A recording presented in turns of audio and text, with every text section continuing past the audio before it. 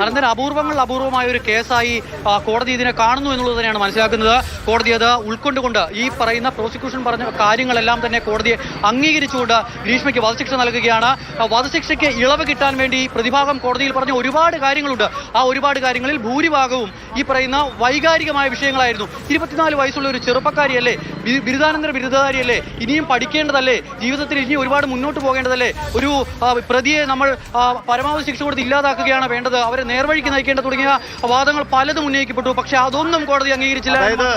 സാധാരണഗതിയിൽ ഈ പ്രതി ഇനി ജീവിച്ചിരുന്നാൽ വലിയ സമൂഹത്തിന് വലിയ കുഴപ്പങ്ങൾ ഉണ്ടാകും എന്ന് ബോധ്യം കോടതിക്ക് ഉണ്ടാകണം വധശിക്ഷ നൽകണമെങ്കിൽ. അപ്പോൾ ഇതൊരു ദുഷ്ടശക്തിയാണ് ഗ്രീഷ്മ, അല്ലെങ്കിൽ ദുഷ്ടബുദ്ധിയുള്ള ഒരു യുവതിയാണ് ഗ്രീഷ്മ എന്ന് കോടതിക്ക് ബോധ്യപ്പെട്ടതിന്റെ കൂടി അടിസ്ഥാനത്തിലാണ് അതിന് കാരണമായി കോടതി പറഞ്ഞിരിക്കുന്നത്. ജ്യൂസ് ചലഞ്ച് എന്ന പേരിൽ പല കാര്യങ്ങളുടെ പറഞ്ഞ് ആ ഷാരോണിനെ പ്രണയവുമായി ബന്ധപ്പെട്ട ചതി നടത്തിക്കൊണ്ട് നിരന്തരം കൊലപ്പെടുത്താൻ ശ്രമിച്ചിരുന്നു. ഒരുപക്ഷെ ഈ കഷായം അത് ഫലിച്ചില്ലെങ്കിൽ മറ്റൊരു മാർഗത്തിൽ ഷാരോണിനെ എന്നേക്കുമായി ഗ്രീഷ്മ കൊലപ്പെടുത്തിയേനെ എന്നുള്ള നിരീക്ഷണത്തിലേക്ക് വരെയാണ് കോടതി ഇപ്പോൾ പരോക്ഷമായി എത്തിയിരിക്കുന്നത്. അതായത് ഗ്രീഷ്മ ഷാരോണിനെ കൊലപ്പെടുത്താൻ തീരുമാനിച്ച ആ നിമിഷം മുതൽ ഗ്രീഷ്മയ്ക്ക് ക്രിമിനൽ പശ്ചാത്തലമുണ്ട്. അതിന് മുമ്പുണ്ടോ ഇല്ലയോ എന്നുള്ളൊന്നും പ്രശ്നമല്ല.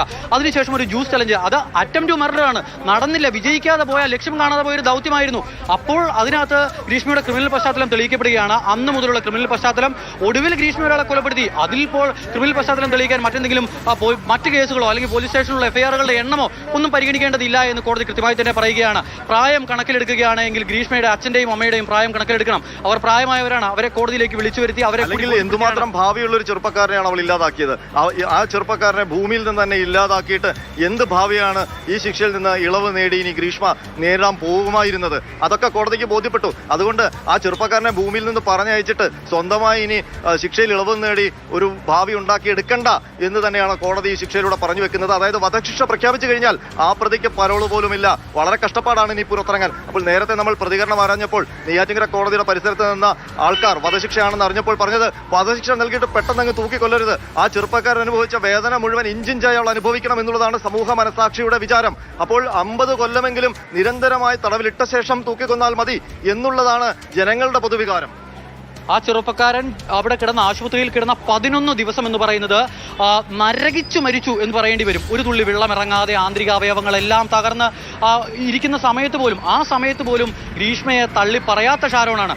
ആ ഷാരോണിന്റെ മനസ്സറിഞ്ഞാണ് നാട്ടുകാർ ആ വർത്താനം പറയുന്നത്. ഗ്രീഷ്മയെ വേഗത്തിലങ്ങ് തൂക്കിക്കൊന്ന ഈ വിഷയം അവസാനിപ്പിക്കരുത്, അത് തെറ്റായ സന്ദേശം നൽകും, കുറെ കാലം അങ്ങ് കിടക്കട്ടെ എന്നുള്ളതാണ്. ഗ്രീഷ്മയും അനുഭവിക്കണമെന്ന് നാട്ടുകാർ പറയുന്നു. അത് പറയാൻ കാരണം എന്താ? നമ്മൾ അതിവൈകാരികമായി ഈ വിഷയത്തിൽ എന്തെങ്കിലും പറയുകയില്ല, വധശിക്ഷയ്ക്ക് അനുകൂലമായി നമ്മൾ നിലപാടെടുത്ത് പറയുക ഒന്നുമില്ല. പക്ഷേ അതിന്റെ ചർച്ചകൾ ജനങ്ങളുടെ വികാരമാണ്. കാരണം അത്രത്തോളം ഹീനമായ ഒരു കുറ്റകൃത്യമാണ് ആ പെൺകുട്ടി നടത്തിയത് എന്നുള്ളത്, പ്രതി നടത്തിയത് എന്നുള്ളത് സമൂഹത്തിന് ബോധ്യപ്പെട്ടിട്ടുണ്ട്. അപ്പോൾ ആ ബോധ്യപ്പെടലിന്റെ അടിസ്ഥാനത്തിൽ കൂടിയാണ് സമൂഹം ആ രീതിയിൽ പ്രതികരിക്കുന്നത്. അതല്ലാതെ സമൂഹത്തിന് പ്രതികരിക്കാൻ കഴിയില്ല.